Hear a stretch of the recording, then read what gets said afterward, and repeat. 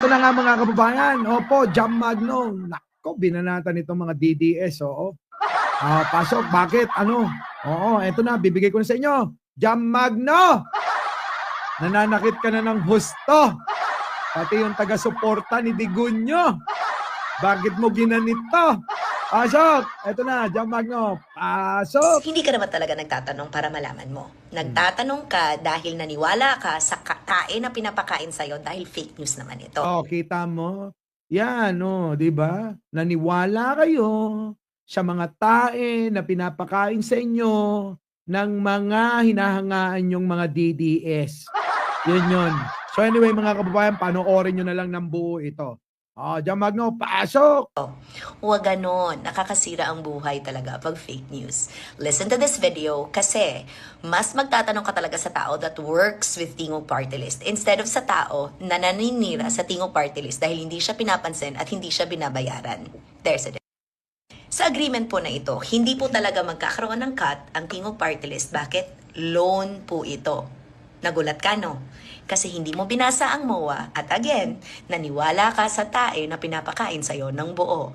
Ang agreement po na ito ay loan. Paano po ba yan mangyayari na ang loan ng isang ospital, provincial or municipal level na tinutulungan lang naman sana ay magkakaroon naman ng cut ang Tingog Party List dito? Really now? But again, this is how it works. Hindi ho yan magkakaroon talaga ng anino ng piso ang Tingog Party List because ang agreement po ng loan ay between DBP, Development Bank of the Philippines hindi DBM, at ang mga local hospitals, provincial and municipal levels na mga maliliit na kailangan lumaki at mag-expand para marami ang matutulungan. At dahil may nakita lang kayong Tingog Party List, automatically sirang-sira na dahil yan naman talaga ang maiging ginagawa. Sinisiraan ang mga nag-ayos at maayos na nagtatrabaho. Pero no matter, continue pa rin talaga kami. Kasi, etong agreement na ito ang mangyayari. Provincial and local and municipal hospitals, smaller version hospitals that require development, renovation, and expansion will need money. Saan galing ang pera na ito? Manggagaling ito ngayon sa DBP. Paano ka naman makakakuha ng loan? Hindi po yan singdali po sa kumuha ng loan ang normal na tao. Pagdating po sa ospital, infrastruktura, malaki po ang kakailanganin mo na oras para po gawin ito. And usually, provincial and municipal hospitals and LGUs that run these hospitals do not have the capabilities. Kaya 'di ba, papasok ang Tingog Party List para tumulong. And as usual, kami pa tumulong, kami pa masama. Di wow! Paano kami tutulong?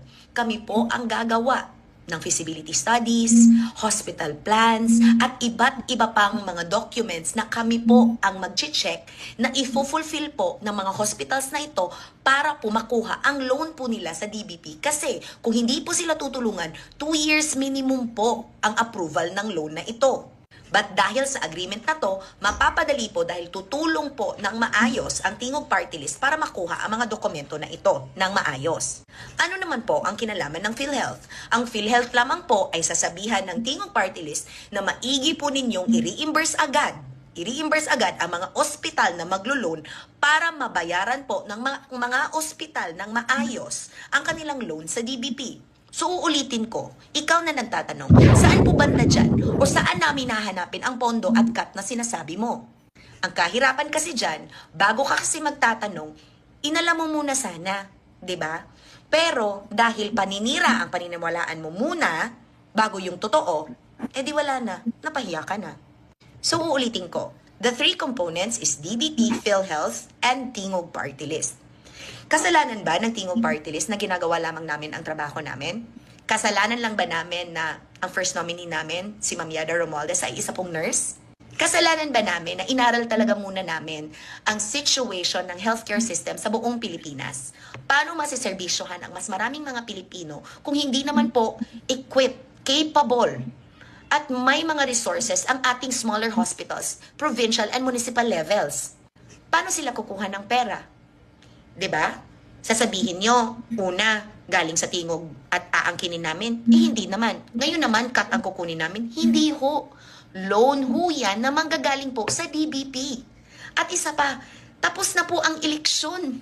by the time na mag-go po ang mga loans po na ito. Baka nakakalimutan po ninyo, next year po yung eleksyon at yung mga loan na ito, kung may mga ospital man na mag-a-avail, kasi hindi naman po out of forced availment, di wala na, nanalo na kami ulit. So saan banda dito ang pamumulitika? At ang construction naman din, kung makukuha naman nila yung loan, hindi naman na namin kinalaman. Bakit? Dahil nga, ang tulong naman na gagawin namin ay before the loan is granted and while the loan is running. So saan banda dyan nakukuha kami ng pondo? Saan namin kukunin yung cut namin? Kami pa nga yung tumulong, di ba? Pero yun nga, pag fake news ang una mong paniniwalaan, galit na galit ka na sa mga taong maayos na nagtatrabaho. Kaya ako, Correct. kalmado lang ako doon. Siyempre, kalmado. Bata ka ni Romualdez. Mga DDS kasi mga kababayan. Wala, amo mo si Romualdez. Amo mo si Tambaloslos. Ganon, no? Jam Magno. Di ba? Ganyan kayo mga DDS eh. Oh, hindi. Amo mo si Bangag. Mga ganyan mga banat nyo eh. Ayan, na-real talk tuloy kayo ni Jam Magno. Di ba? Kasi kayo, mga engot kayo, mga DDS kayo. Dapat kasi, alamin nyo, mag-research kayo. Hindi yung banat kayo ng banat. Siniksikan kayo ng etchas sa mga utak ninyo, ng mga digon nyo. Sila mahilig gumawa niyan. Magsiksik ng mga katangahan, kaya nagiging mangmang kayo. Yun. Di ba? Kaya pwede ba, mga DDS, magbago na kayo. Bukas, mamaya na. Baguhin nyo na pananaw ninyo. Hindi yung nakikinig lang kayo kay Sara, kay Digong. Ayun, pinaniwalaan ninyo. Di ba? Tulad nito, mga gunggong talaga to, mga kababayan ha. May papakita ko dito. Baka sabihin ninyo, fake news ako. Tingnan nyo. Bong Marcos bangag noon. Ngayong presidente na bangag na din ang presidente. Kayong Kita nyo? Yan yung pahayag ni Digong. Ano sabi ng taga-suporta? Si Tatay Digong na ang may sabi. Pero ninyo, pinaniwalaan nyo yung matandang gunggong. Pagka sinabi ni Digong, pinupuri nyo ng husto. Kahit fake news ito. Wala naman kayo na ipakita na ebidensya. Tinawag lang ni Digong na bangag si presidente, adik si presidente. Naniwala naman kayo. Ganon kayo kamangmang.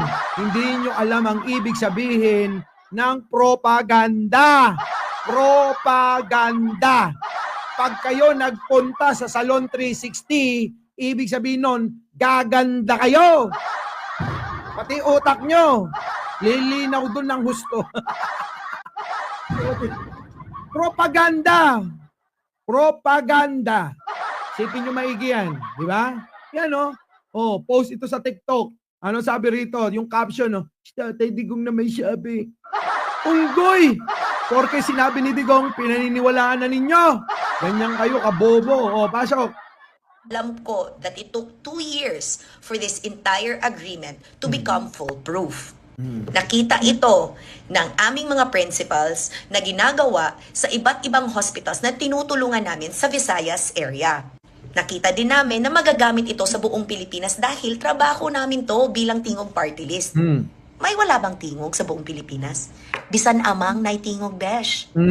Wish ko lang. Lahat, may tingog.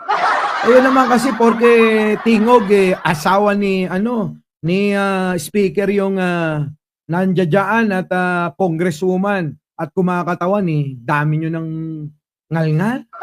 Dami nyo ng mga iniisip ng kung ano-ano. Baliw na rin ba kayo?